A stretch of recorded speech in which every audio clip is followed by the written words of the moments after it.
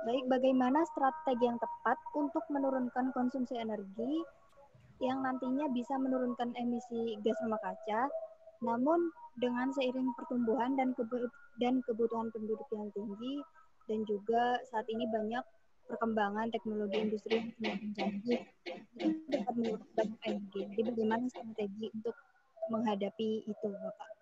Itu untuk pertanyaan yang pertama. Untuk pertanyaan yang kedua, untuk Bapak narasumber yang terakhir, jadi selain penghematan yang dapat dilakukan bagi kami kaum milenial, bagaimana tips untuk dapat menciptakan suatu produk yang dapat menunjang konservasi energi di masa yang akan mendatang? Seperti itu. Terima kasih. Ya, terima kasih Bu Amalia. Ada 2 pertanyaan dan untuk kedua narasumber, Pak Dir, mohon bisa dijawab Pak. Baik, terima kasih. Pertanyaan yang sangat bagus dari Mbak Amalia tadi terkait dengan bagaimana menurunkan konsumsi energi dan menurunkan gas rumah kaca di industri. Nah, perlu kami sampaikan untuk di industri ini konsumsi energinya memang besar. Seperti di pabrik baja, di pabrik semen, makanya ketika mereka tidak beroperasi kayak di masa pandemi COVID ini dicari-cari sama PLN. Loh, kenapa kok nggak beroperasi nih? Langganan saya berkurang kan gitu. Nah, ini dicari-cari karena pelanggan utamanya dari PLN. Nah, apa kiatnya untuk menurunkan konsumsi energi? Di Direktorat Konservasi Energi ataupun di manapun itu menerapkan yang namanya manajemen energi. Bagaimana manajemen energi? Yaitu satu, menggunakan alat-alat yang mempunyai teknologi yang efisien. Misalkan pakai pompa-pompa yang efisien, pakai kompresor-kompresor yang efisien, pakai heater-heater yang efisien. Kemudian yang kedua adalah didekati dengan perilaku yang efisien. Tadi kita mempunyai alat seefisien apapun, kalau perilaku kita tidak mencerminkan efisiensi, maka ini juga tidak akan optimal. Jadi yang tadi saya sampaikan, satu contoh kita pasang lampu di rumah, lampu yang efisien pakai LED. Tapi ketika kita memakainya, kita hidupin terus. Kita keluar rumah nggak kita matiin, kita tidur nggak kita matiin, maka nggak jadi efisien. Nah, contohnya yang mudah seperti itu. Jadi penggunaan teknologi yang efisien kita barengin dengan perilaku yang efisien. Maka akan ketemu yang namanya manajemen energi yang baik, pengelolaan energi yang baik. Nah, penggunaan energi di industri itu berkorelasi langsung terhadap penurunan gas rumah kaca. Jadi penurunan gas rumah kaca di industri itu sebagian besar diperoleh dengan menurunkan penggunaan energi. Sehingga ini berkorelasi langsung dengan penggunaan energi maupun penurunan gas rumah kaca di industri. Nah, gimana untuk itu? Maka tadi perlu didukung nanti sumber daya manusia yang paham terkait dengan konservasi energi, yang sadar penggunaan energi itu sedemikian pentingnya untuk efisiensinya.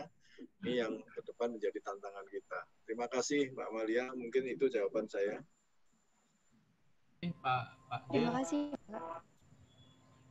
Pak Eko bisa langsung dijawab Pak, terkait dengan ini generasi milenial, gimana cara tipsnya atau strateginya gitu mengajak mereka untuk melakukan penghematan. Silakan Pak. Oke, terima kasih ya. Ini pertanyaan yang sangat milenial juga. Oke, terima kasih Pak Kun. Saya milenial kolot. Kita banyak strategi yang telah kita laksanakan dan rencana yang akan kedepannya yang akan kita terapkan di dalam hal hemat energi di kalangan milenial. Kita di Direktorat Konservasi Energi sekarang ini sedang mengadakan lomba-lomba untuk generasi milenial dalam hal lomba-lomba hemat energi maupun lomba-lomba terkait penggunaan alat-alat yang lebih hemat energi. Sekarang ini kita masih ada lomba hemat energi terkait dengan lomba video hemat energi. Kita juga bekerja sama dengan pihak dari perusahaan produsen elektronik. Kita mengadakan lomba-lomba video, ini sedang berlangsung sampai dengan bulan Juli. Nanti mungkin Mbak Amelia bisa mengikuti lomba itu, dan nanti juga hasil-hasil dari lomba itu akan kita replikasi, akan kita pakai untuk kampanye-kampanye hemat energi di kalangan milenial. Kedepannya mungkin sebulan lagi kita juga akan ada lomba lagi, lomba yang sekarang ini lagi musim generasi milenial, lomba TikTok hemat energi. Jadi itu juga kita ada lomba lagi, juga kita ada pernah juga kita melaksanakan lomba penulisan narasi 10 hari dengan hemat energi. Jadi di 10 hari itu apa aja yang telah kita lakukan. Kita beberapa tahun yang lalu juga kita ada kegiatan yang untuk ke sekolah-sekolah, di mana sekolah banyak yang secara swadaya melaksanakan pemasangan pembangkit listrik tenaga matahari. Jadi ada beberapa sekolah yang patungan, mereka beli panel, terutama anak-anak SMK ya, beli panel lalu membangkit tenaga surya, dan lorong di sekolah itu 100% menggunakan listrik dari tenaga surya, dan itu sekolah yang menang saat itu juga upaya melaksanakan kegiatan ke anak-anak milenial. Mungkin kedepannya bisa pesantren atau sekolah adik mengundang atau nanti kerjasama dengan dinas terkait atau dengan Kanwil Depak, atau bila mana suasana sudah bisa kondusif, bisa mengundang kami untuk melaksanakan kegiatan sosialisasi hemat energi yang tentunya dengan konten-konten yang lebih milenial. Itu aja Mbak Amelia, terima kasih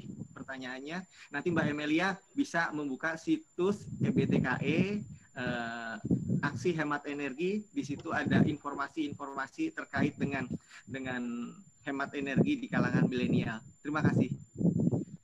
Ya, Baik, terima kasih Bapak. terima kasih Pak Eko atas jawabannya.